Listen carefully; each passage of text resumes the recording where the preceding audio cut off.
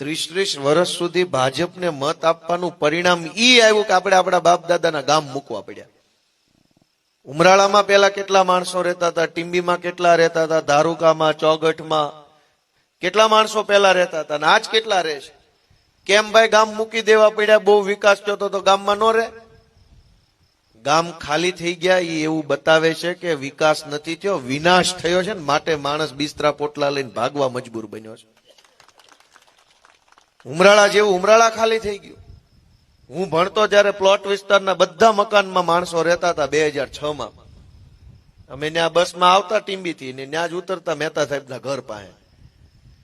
બધા જ મકાનોમાં માણસો ભરચક રહેતા હતા અને આખા અડધા આ બધા ગામના છોકરા ભણવા આવતા. એટલું માણા હતું કે એની કોઈ વાત નહીં. આજ ખાલી થઈ ગયું. કેમ? તો કે ગામમાં કઈ પેલા તો ખેતી ભાંગી. સૌથી પહેલી તકલીફ